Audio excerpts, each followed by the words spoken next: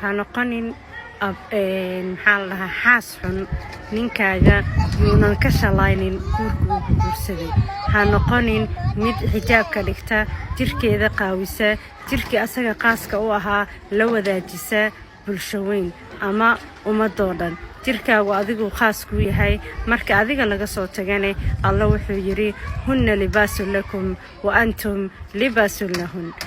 rag iyo dumarka isqabo ayaga dhar isku ah, bimacnaa ninkaaga ma ahan qof kale jirkaaga oo dhan ma arki karo.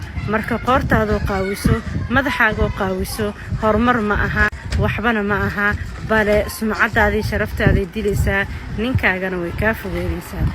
walaashay ka soo har wadada qaltan ee ku socoto biidnillah. ha noqonin gabar xun, bimacnaa waalidka shalay ha ku ridin, yaynan is oranin tan meesha aa ka dhashay kaaga noolaatay waxaa kuu dhaantay inay kuu saqirto oo god lagu dhigo. ha noqonin gabar xun, bimacnaa in aad noqoto mid isruxda, isqaawisa, jirkeeda banaysa, ragga wax walba oo afkeeda qabta ee aan ka xishoonin ku hadasha. waalidka way kaaga shalaynayaan, wayna ka qoomameynayaan dhalmada ay ku dhaleen, korista ay ku koriyeen iyo heerka ay taagan yihiin maanta.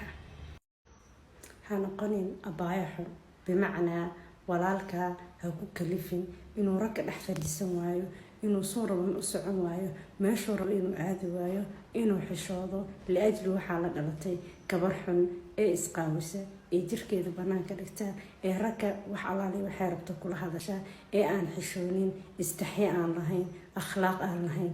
ninka saas ah gabadha ee la dhalatay lama sina ragga kale, lama mid aha, lama farxad ahan, meel walba ma istaagi karo, wuxuu rabo ma dhihi karo, meeshuu rabana ma tegi karo. ha noqonin marka abaayo xun oo walaalka ha usoo jiidin ceeb iyo inuu wadooyinka mari waayo. taa haddii aad samayso waxaa dhacaysa inuu ragga ka duunaado, ka liito, laga yeeso, laga agkaco. ha noqonin hooyo xun, ha ku sababin ilmahaaga mustaqbalkooda dambe inuu halaabo. warabbul cisa dumarka hadda isqaawinaya ee wax allaani waxay rabaan ku hadlaya, ee afkooda wax walba ay ka soo baxayaan, in ilmahooda beri ilmaha kale aysan la tartami karin, horumar aysan gaaraynin. li'annahu cunug walba ee taariikh xun waalidkiis ay leeyihiin wuxuu u badan yahay ama uu u dhow yahay inuu taariikh xun yeesho.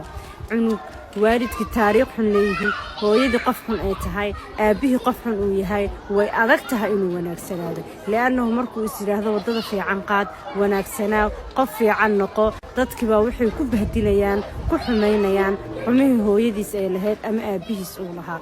ilmahaaga ha ku sababin mustaqbalkooda adduunyada kooda aakhira inuu baaba'o. adigoo heli karo inaad adigoo xijaabkaaga iyo akhlaaqdaada iyo sumcadaada ilaashanaya inaad dadka hor istaagtay aad wax tiraahdo, maxaad u dooranaysaa inaad sharaftaada dhigto? maxaa sumcadaada u baabi'inaysaa? maxaad gabaray ugu hor jaaysaysaa ama ugu hor dhiikinaysaa rag ajaanibka ah?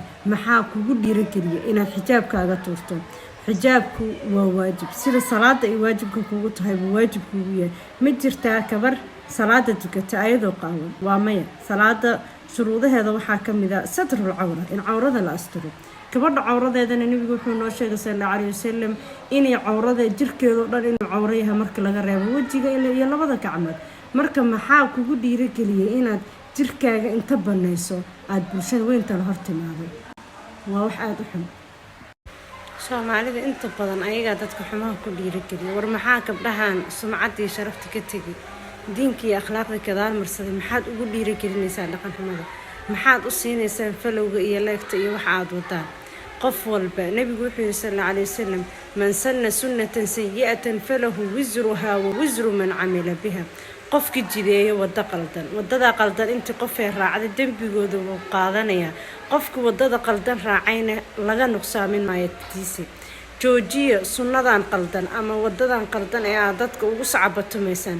qof walba ee falow siisay ama aleeg siisay ee xumo sameynaya dambigiisa waxbaad ku leedahay, laana adiga ku dhiirigeliyay. joojiya billahi calaykum.